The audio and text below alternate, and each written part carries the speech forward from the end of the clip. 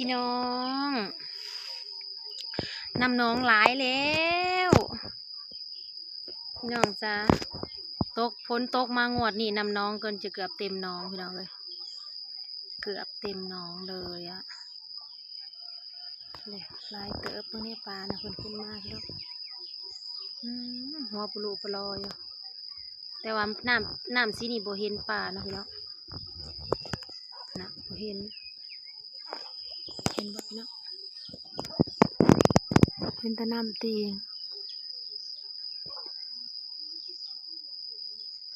ตัวน้อยเห็นปากมันพะเวาะพะแวะตัวน้อย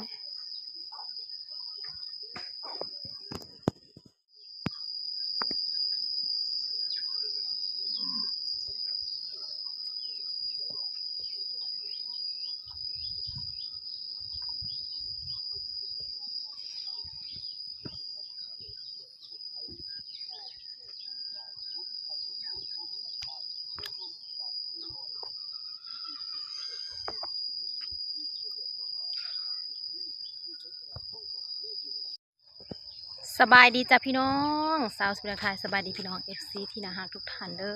อตอนนี้บรรยากาศอยู่ทงไฮทงนาจ้ะพี่น้อง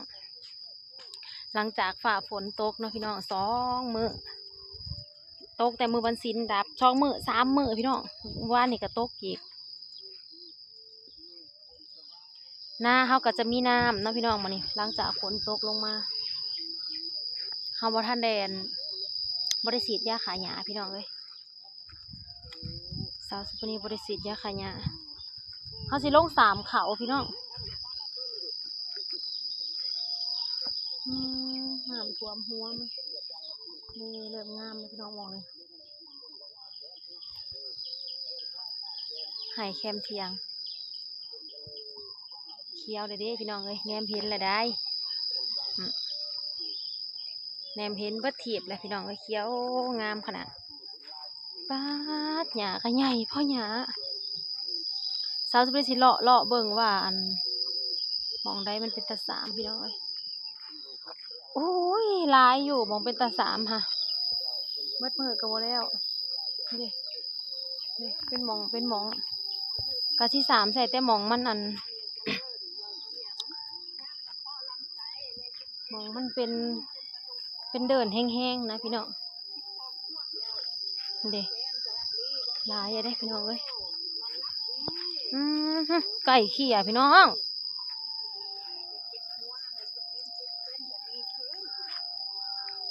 ลายอีหลี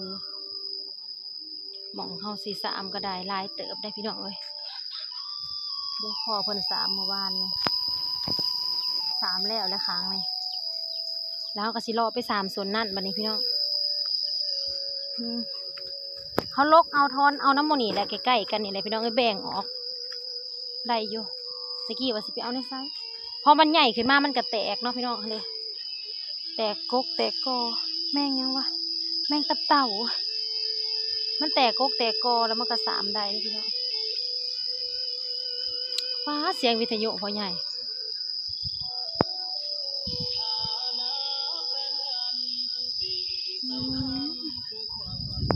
ที่พอเราเห็ดได้ว่าเนาะฝนตกเนี่ยเห็ดได้อยู่วะพ่อ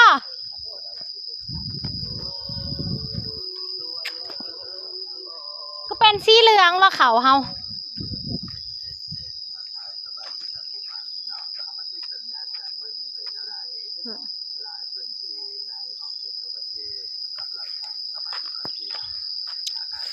สิได้เลาะ3บ่ได้เว้า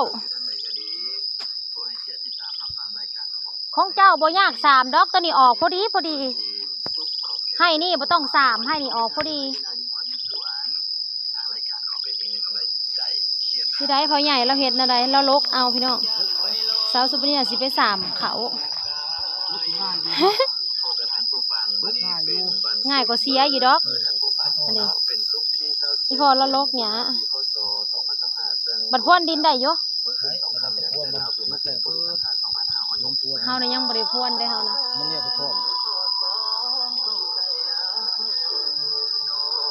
สาวไผ่กับบ่อยู่พ่อใหญ่เฮ็ดผู้เดียวแล้วเฮ้อ อย่าเพแม่สิ3เขาเอาผู้ใส่ฮอตด้านะพ่อเอ้ยเอิ้นเลย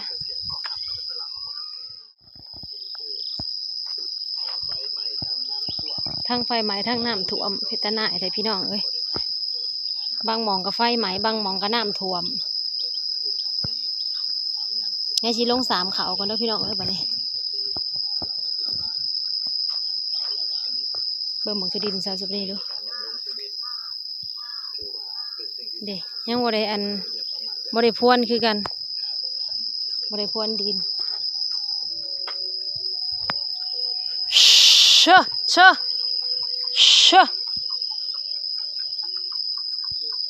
งัวกับว่าท่านได้กินหญ้าเลยกินเฟืองไปก่อนป๊าดง่าไม่ฮักพี่น้องเต็งเข่าสาวสุปนีมุนอุยปุยลมแห้งปะนี่วะ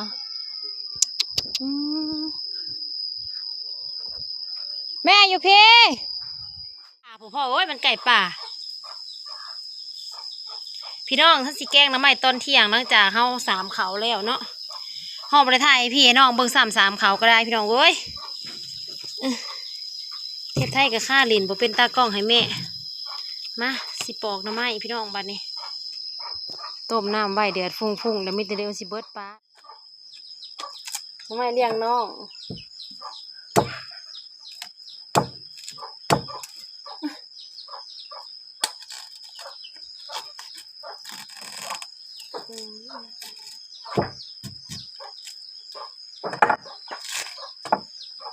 ถ้าสิมาถูกเอาพี่น้องเลยแกงหน่อยๆเสร็จแบบนี้แกงหลายจ้ะ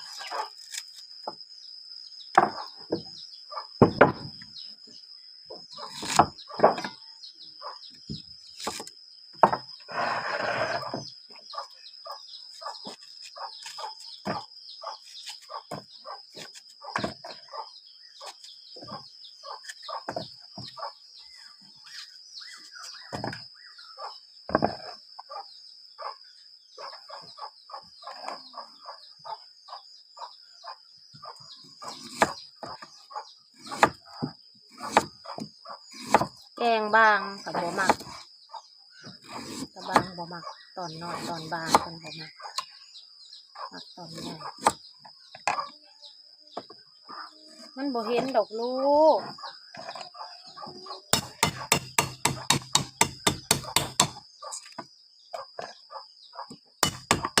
ใส่ของพี่น้องเลยซาจะไปซื้อของมาแกงหน่อไม้จ้านี่เลย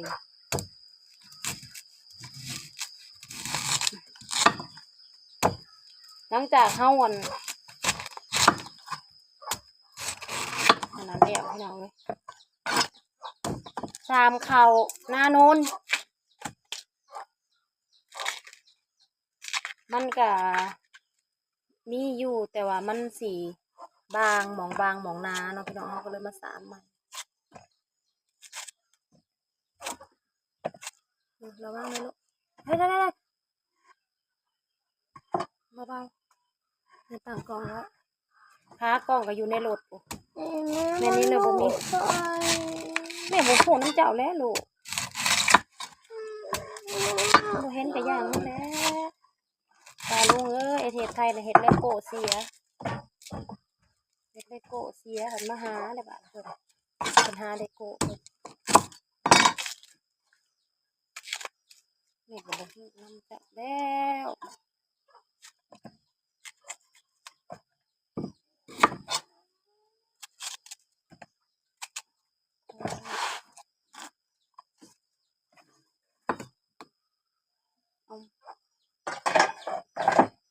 เอาสากดีกว่า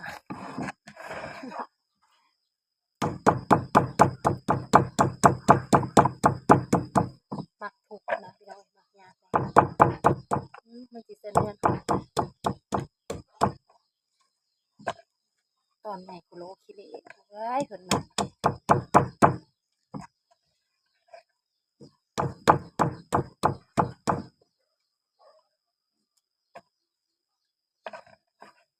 โลเทเล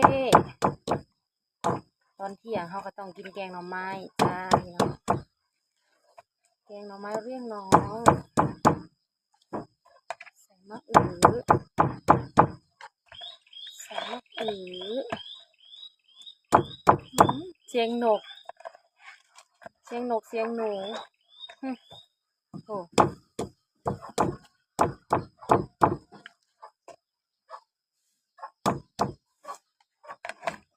บ่เห็นดอกลูกเอ้ยแม่หาให้ค่ะมันมีน่ะเห็นแล้วต้องเห็นค้าซะนะหาให้มันเห็น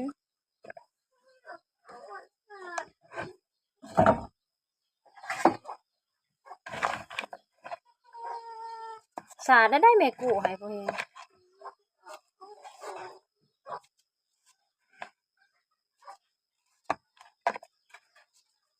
อัน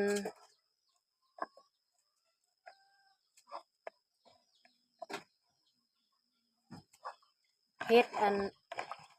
เฮ็ดเครื่องเขาออกอีกเลยพี่น้องจะมาสิไปเอาเฮ็ดเครื่องมาให้แม่แก้วคนเพราะว่าเรากินบ่นำบ่ได้อันนี้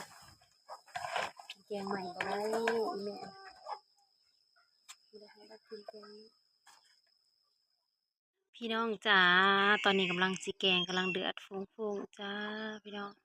มื้อนี้แกงหน่อไม้เลี้ยงน้องเด้อพี่น้องเด้อขาวๆอวบๆ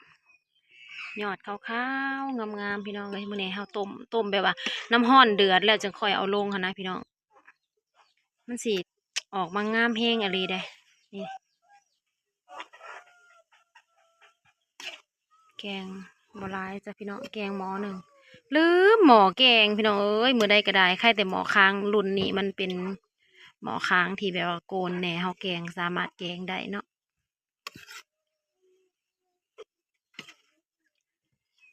ซาวซุปนี้ก็สิแกงใส่อันผักขากับผักอันนี้กับ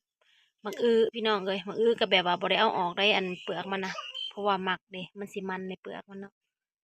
ก็จะบ่เอาออกเด้อพี่น้องมื้อนี้อยู่ทงนาผักขะแยงน้อยน่ะก็บ่มีพี่น้องเอ้ยบ่คือเก่าคันบ่ซื้อแล้วก็บ่แม่นวันตลาดเด้มันเลยอันมาเพราะว่าตลาดน่ะมื้อแลงนี่มันศุกร์บ่พี่น้องตลาดแรงแล้วเฮาก็เลย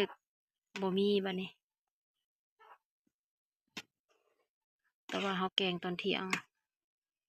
แกง3ทีมันมีแล้วอืม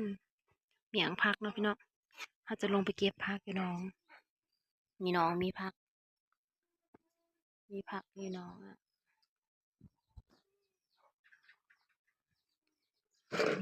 นี่บัดนี้เฮาก็จะมาเอามักอื้อลงพี่น้องโอ้ย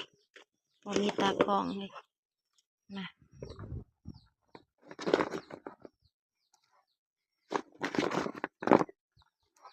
เอามักอื้อลงก่อนใส่หลายเติบมันก็จะออกมาเป็นสีสวยบางคนเพิ่นก็สิเอาเปลือกออกได้พี่น้องเพื่อความสวยงามจะเอาเปลือกออกแต่ทางนี้ทางนั้นน่ะฉันอยากกินเปลือกมันน่ะก็เลยไม่เอาออกจะใส่ปลาร้าลงไปแล้วก็ใส่เกลือนะคะ ใส่แป้งนัวพี่น้องที่ขาดบ่ได้เนาะแล้วก็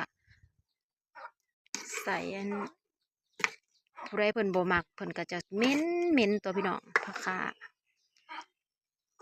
เฮ็ดเฟืองเฮาก็มีแต่ว่าบ่ได้ไปเอามาใส่จิหล่อกับบ่ได้ขุดพี่น้องเอ้ยค่าเฮ็ดเวียก3เขาหน้านอนนี่เหี่ยเลยเต็มหม้อโอเคป่านนี้พี่น้องรอให้มันสุกแป๊บๆแล้วจะใส่ผงนัวลงไปใส่ผงนัวลงไปผงนัวการลดการนี้เนาะว้าวใส่ผงนัวปลาร้าก็จะเป็นยี่ห้อนี้ค่ะพี่น้องน้ำปลาร้าต้มสุกค่ะใส่ลงไปใส่บนเลยพี่น้อง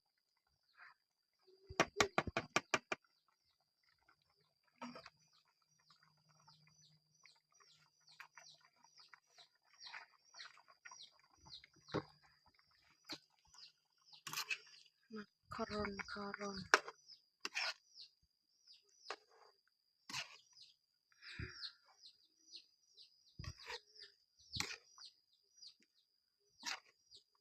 นกับคนอีสานพี่น้องเอ้ยสาวสุเดกับบัถนัดปานใด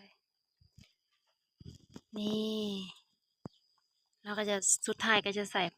ผักขาลงไปนะพี่น้องก็เป็นอันว่าเสร็จเรียบร้อยแล้วเข้มข้นแบบตอนใหญ่ๆให้กับตากล่องของเรานะฮะแกงมืออยู่เฮือนนะมือฝนตกนะพี่น้องอันเป็นตอนคือหน่อไม้สมนี่แม่ใหญ่เราหมักเราอยากแบบนั้นเราก็จักบางๆน้อยๆแกงใส่กระเพาะขมกระเพาะอันเค็มเข้ากันด้วยตัวอีเมื่อน่ะก็คักคือกันแต่อีตากล่องบัดบ่มักอืมแซ่บเลยพี่น้องจ้าโอ้ยตัวนี้สิเฮียเบิ่งก่อนโอเคบัดนี้พี่น้องไปเบิ่งกันตอนกินเลยจ้า